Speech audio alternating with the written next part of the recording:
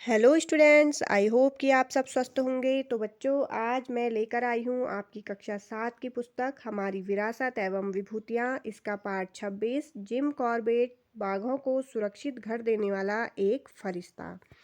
तो आज के पाठ में हम पढ़ेंगे जिम कॉर्बेट के बारे में और जानेंगे कि उन्हें बाघों को सुरक्षित घर देने वाला एक फरिश्ता क्यों कहा गया है।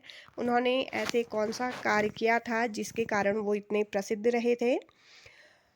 और लास्ट में हम इसी पाठ से संबंधित कुछ महत्वपूर्ण प्रश्नों को भी देखेंगे। और जो भी आज मेरे चैनल से नए जुड़े हैं, मैं उनसे कहना चाहती हूँ जल्दी से मेरे चैनल को सब्सक्राइब कर दीजिए ताकि आपको मेरी आने वाली हर एक वीडियो आसानी से मिल सके।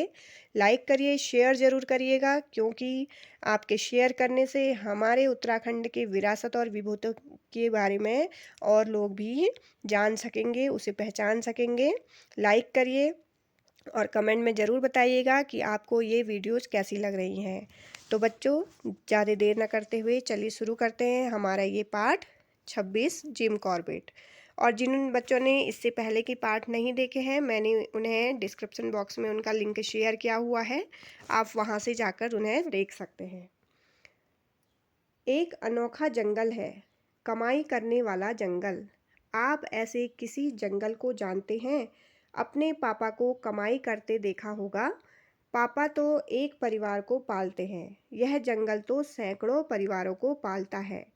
आप सुनना चाहेंगे ऐसे जंगल की कहानी? हमारे देश का पहला सुरक्षित जंगल, जहां आदमी और शहरों से जानवरों की हिफाजत की जाती है। बदले में यह जंगल उन सबको कमाई करने का मौका देता है। जंगल में पर्यटकों को सफारी कराने वाले टैक्सी ड्राइवर हों, मज़ेदार बातें बताने वाले टूरिस्ट गाइड हों, या हिरन का मुखौटा बनाने वाले कारीगर हों, तो ये जंगल क्या करता है? इन सभी को रोजगार देता है। इतना ही नहीं, इस जंगल के इर्द गिर्द 200 से अधिक बड़े बड़े होटल और रिजॉर्ट हैं, जहां हजारों लोग रोजगार पाते हैं। होटलों में रुकने वाले लोग सफारी करते हैं, जंगल में रहने वाली चिड़ियाओं को देखते हैं और कई बार तो लैंडस्केप फोटोग्राफी करने के लिए हजारों खर्च कर देते हैं। तो देखिए, ये जो जंगल है वो इतने सारे लोगों को रोजगार भी देता है। इस जंगल में मगरमच्छ हैं, सांभर हैं, तेंदुए हैं, सियार है, चीतल है, भांति भांति की तितलियां और छिपकलियां हैं। और जानते हो हाथी? कितने हाथी भला? 1000 से अधिक हाथी। एक हाथी को रहने के लिए कितनी जगह चाहिए होती है? बहुत सारी जगह ना। तो यहाँ इतने सारे हाथी रहते हैं। अब तुम लोग संख्या जानना चाहोगे तो मैं बताती हूँ आपको। यहाँ 580 से अधिक तरह की देशी और विदेशी चिड़ियाँ आती हैं। भला विदेशी चिड़ियाओं को आने के लिए पासपोर्ट तो चाहिए नहीं, तो वो भी आ जाती हैं। 36 तरह की ड्रैगन फ्लाई, 400 से अधिक घड़ियाल, भालू मामा भी यहाँ रहना पसंद करते हैं। मगर असली जानवर तो है राजा। जी हाँ, जंगल का राजा। कौन होता है जंगल का राजा? टाइगर। भारत का पहला टाइगर रिजर्व यह सन 1936 में हेली नेशनल पार्क के नाम से स्थापित हुआ। बाद में कॉर्बेट नेशनल पार्क के नाम से जाना जाने लगा। टाइगर के इस अनोखे घर के बारे में और जानना चाहोगे? भारत के बाघों की सबसे घनी आबादी यहाँ है। यह बाघ ही तो है जिसके कारण देशी विदेशी सैलानी इस जंगल पर फिदा हैं। हर साल लाखों पर्यटक यूं ही तो नहीं आते होंगे। जानते हो कितने बाघ हैं यहाँ? 250 से अधिक बाघ एक ही जंगल में। कोसी और रामगंगा नदी का पानी पीने वाले बाघ, कोटद्वार से रामनगर तक मस्ती से घूमने वाले बाघ। बाघ के घर में जाने के लिए 10 से अधिक गेट लगे हुए हैं। जरा सोचिए तो, आप सबके सामने एक बाघ आ जाए तो। यहाँ तो इतने सारे बाघ हैं, हर तरफ बाघ ही बाघ, जिन्हें कैसे देखा जाता है? वैज्ञानिक उन्हें सीसीटीवी कैमरों से देख सकते हैं। मगर इस जंगल के पीछे की कहानी तो अभी आपको जाननी है। आखिर इस नायाब विचार के पीछे कौन था? मामूली जंगल को कमाऊ जंगल बनाने के पीछे जो महान शख्सियत है उसका नाम है जिम। उसका पूरा नाम तो था एडवर्ड जेम्स कॉर्बेट। लोग प्यार से उसे जिम या जिम कॉर्बेट कहने लगे। लगभग जिम करीब 150 साल पहले नैनीताल में पैदा हुए। उनके पापा वहाँ पोस्ट ऑफिस में काम करते थे। जिम को बचपन से ही जंगलों से बड़ा लगाव था। इसी कारण उन्होंने अपना दूसरा घर भाबर क्षेत्र के काला ढूंगी में बनाया। घने जंगल को पार करते हुए वह और उनकी बहन मैगी नैनीताल से काला डूंगी उतरते और चढ़ते। आज उनका यह घर एक संग्रहालय है। तो जो उन्होंने हल्द्वानी काला डूंगी में अपना दूसरा घर बनाया था, आज वह क्या है, एक संग्रहालय है। बच्चों, जिम कॉर्बेट कोई मामूली इंसान नहीं था। वह आदमी के लिए बाग से भिड़ जाने वाला था इंसान था। कई बार तो वह खुद बाघ का निवाला बनते बनते बचा। तो वो बिल्कुल भी बाघ से नहीं डरते थे। वो क्या करते थे, उससे लड़ाई कर देते थे। उस समय पहाड़ के कई क्षेत्रों में आदमखोर बाघ और तेंदुओं का राज था। वह राह चलते इंसानों को अपना शिकार बना लेते थे। आजकल देखिए पहाड़ में आए दिन खबर आती रहती है कि तेंदुए वगैरह ने बच्चे को अपना निवाला बना लिया या किसी पर हमला कर दिया।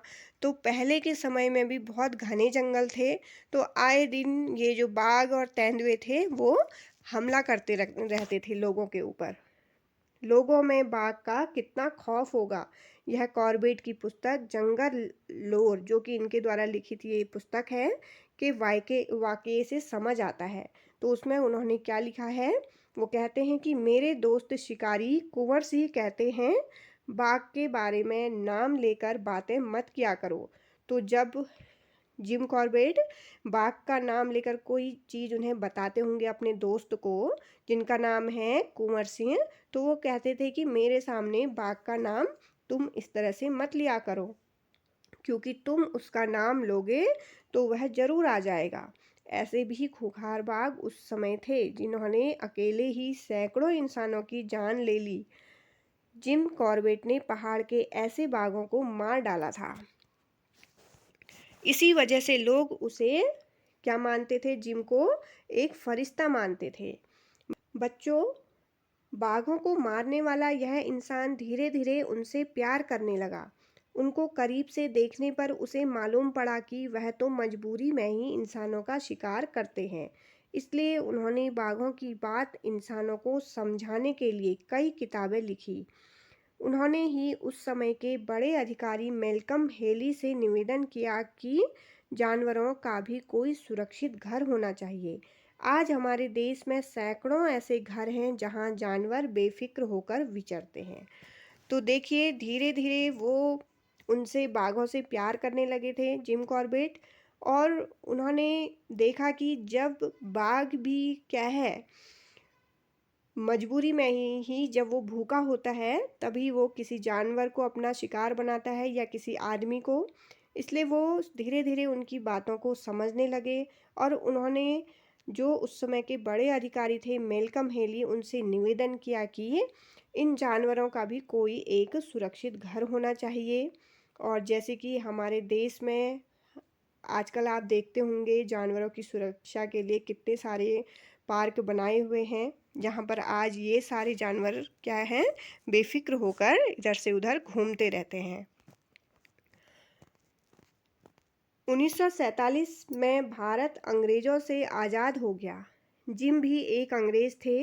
वह अपनी जन्मभूमि भारत छोड़ना तो नहीं चाहते थे, मगर भारी मन से उन्हें फैसला लेना पड़ा। तो जिम तो क्या थे, एक अंग्रेज़ थे। और जब 1947 में हमारा देश आज़ाद हुआ तो उन्हें भी हमारे देश से जाना पड़ा था। लेकिन उनका जो जन्म था हमारे नैनीताल में ही हुआ था। तो वो हमारे उत्तराखंड से बहुत प्यार करते थे। अपनी जन्मभूमि भारत को वो छोड़ना ही नहीं चाहते थे, लेकिन बहुत ही दुखी मन से उन्हें वहाँ से जाना पड़ा था। मगर वह ब्रिटेन नहीं गए, वह अपनी बहन के साथ गए। कहाँ गए वो? सुदूर अफ्रीका के देश कीनिया, जिसे धरती पर जानवरों का स्वर्ग कहा जाता है। वहाँ उन्होंने वही काम हाथ में लिया जो भारत में सीखा था, जंगलों और जानवरों की हिफाजत का। भारत और यहाँ के लोगों की याद में उन्होंने वहाँ किताब लिखी, माई इंडिया। 8 साल बाद 1955 में उनका निधन हो गया। अफ्रीका की सबसे बड़ी पर्यावरण कार्यकर्ती और उनकी जो भतीजी है, जिम की भतीजी जोआना स्टजबरी को 2 साल पहले तस्करों ने वहाँ मार डाला था। अब देखिए, इंसान और जंगल की जो जंग है वो अभी भी जारी है। अब आप जैसे बच्चों को तय करना है कि आप कैसी धरती चाहते हैं। तो इस पाठ से हमें यही सीखने को मिलता है बच्चों कि हमें अपने जंगल की सुरक्षा करनी चाहिए। जंगल के जो जानवर हैं उन्हें सुरक्षा देनी चाहिए। किसी भी जानवर की हत्या नहीं करनी चाहिए हमें, क्योंकि जो ये प्रकृति है, प्रकृति से हमें बहुत सारी चीज़ें मिलती हैं और इस प्रकृति का ही एक भाग है जो हमारे जो जंगली जानवर हैं, जो सुंदर सुंदर हमें चिड़ियाएँ देखने को मिलती हैं, ये सब हमें प्रकृति की ही देन है। तो बच्चों, अब यहाँ पर कुछ महत्वपूर्ण प्रश्नोत्तरी है, उसको हम देखेंगे। पहला प्रश्न देखिए, भारत का पहला टाइगर रिजर्व कौन था? इसका उत्तर है कॉर्बेट नेशनल पार्क को पहला टाइगर रिजर्व माना जाता है। दूसरा, कॉर्बेट नेशनल पार्क की स्थापना किस वर्ष हुई? तो इसकी जो स्थापना की गई थी सन 1936 में की गई थी। तीसरा प्रश्न देखिए, कॉर्बेट नेशनल पार्क का पुराना नाम क्या था? इसका जो पुराना नाम था वो था हेली नेशनल पार्क। चौथा प्रश्न, जिम कॉर्बेट का पूरा नाम क्या था? जो जिम कॉर्बेट थे जिन्होंने लोगों को बाघों से सुरक्षित बचाया था, उनका नाम था एडवर्ड जेम्स कॉर्बेट। पांचवा प्रश्न, जिम कॉर्बेट का जन्म कहाँ हुआ था? इनका जन्म नैनीताल उत्तराखंड में हुआ था। छठा प्रश्न, जिम कॉर्बेट के पिता क्या करते थे? तो वो क्या थे? पोस्ट ऑफिस में वो कार्य करते थे। सातवां प्रश्न, कालाडूंगी स्थित जिम कॉर्बेट का घर आज क्या बना दिया गया है? तो ये एक म्यूजियम, जिसे संग्रहालय कहा जाता है, उसे बना दिया गया है। आठवां प्रश्न, कॉर्बेट नेशनल पार्क में कितने से अधिक हाथी पाए जाते हैं? तो यहाँ लगभग 1000 से अधिक हाथी पाए जाते हैं। नवा प्रश्न, कॉर्बेट पार्क में कितनी प्रजाति की चिड़ियाँ पाई जाती हैं? तो यहाँ 580 से अधिक प्रजाति की चिड़ियाँ पाई जाती हैं। 10वां प्रश्न, यहाँ लगभग कितने बाघ पाए जाते हैं कॉर्बेट नेशनल पार्क में? तो 250 से अधिक बाघ पाए जाते हैं। 11वां प्रश्न, कॉर्बेट पार्क से कौन सी 2 प्रमुख नदियाँ बहती हैं? तो यहाँ रामगंगा और कोसी, ये दोनों नदियाँ बहती हैं यहाँ से। 12वां प्रश्न देखिए, जिम कॉर्बेट को लोग फरिश्ता क्यों कहते थे? क्योंकि वे आदमखोर बाघों से लोगों की सुरक्षा करते थे। 13वां प्रश्न, जिम कॉर्बेट की प्रसिद्ध पुस्तक कौन सी थी? तो माई इंडिया, ये उन्होंने लिखी थी, जो कि बहुत प्रसिद्ध रही। 14वां प्रश्न, जिम कॉर्बेट ने किस गवर्नर से वन्य जीव संरक्षण की बात की थी? तो मैल्कम हेली। तो हेली, इनके ही नाम पर पहले जो कॉर्बेट नेशनल पार्क है, इसका नाम पहले क्या रखा गया था? Heli national park. 15वां प्रश्न देखिए, हेली नेशनल पार्क का नाम बदलकर कॉर्बेट कब रखा गया? तो इसका नाम बदलकर सन 1957 में जिम कॉर्बेट के सम्मान में कॉर्बेट नेशनल पार्क रख दिया गया था। 16वां प्रश्न, स्वतंत्रता के बाद जिम कॉर्बेट कहाँ चले गए? वे कहाँ गए? केनिया यानी कि अफ्रीका। 17वां प्रश्न देखिए, जिम कॉर्बेट की मृत्यु कब हुई? तो सन 1955 में। 18वां प्रश्न, केनिया को क्या कहा जाता है? तो केनिया को कहा जाता है धरती पर जानवरों का स्वर्ग। 19वां प्रश्न, कॉर्बेट जंगल को कमाऊ जंगल क्यों कहा गया? क्योंकि यहाँ हजारों लोगों को यह क्या करता है? रोजगार देता है। 20वां प्रश्न देखिए, जंगल में सफारी कराने वाले कौन होते हैं? तो टैक्सी ड्राइवर और गाइड, वो उन्हें पूरे जंगल में वहाँ से घुमाते हैं और दूर से ही उन्हें पूरे जो जंगली जानवर होते हैं उनको दिखाते हैं, और गाइड जो है वहाँ की चीज़ों को बताते रहते हैं लोगों को। 21वां प्रश्न देखिए, वैज्ञानिक बाघों को कैसे देखते हैं? वो सीसीटीवी कैमरे के द्वारा। 22वां प्रश्न, कॉर्बेट पार्क में कितनी प्रकार की ड्रैगन फ्लाई पाई जाती हैं? तो लगभग 36 प्रकार की ड्रैगन फ्लाई। 23वां प्रश्न, जिम कॉर्बेट की बहन का नाम क्या था? तो उसका नाम था मैगी। 24वां प्रश्न, जिम कॉर्बेट ने बाघों के बारे में किताबें क्यों लिखी? ताकि लोग बाघों को समझ सकें। 25वां प्रश्न, इस पाठ का मुख्य संदेश क्या है? तो जंगल और जानवरों की रक्षा जरूरी है। यही हमें ये पाठ बताता है, शिक्षा देता है। 26वां प्रश्न, जिम कॉर्बेट का जीवन किस कार्य को समर्पित था? तो जंगल और वन्य जीव संरक्षण को उन्होंने अपना पूरा जीवन समर्पित कर दिया था। वो इसीलिए यहाँ से, उत्तराखंड से बहुत प्रेम करते थे और यहाँ से नहीं जाना चाहते थे भारत से वो, लेकिन उन्हें मजबूरीवश जाना पड़ा था। तो बच्चों, आज का जो ये पाठ था बहुत ही ज़्यादा रोचक रहा। आशा करती हूँ आपको पसंद आया होगा। अब जल्द ही मैं इसके आगे का पाठ आपके लिए लेकर आऊँगी। तब तक के लिए जय हिंद, जय उत्तराखंड। Bye bye.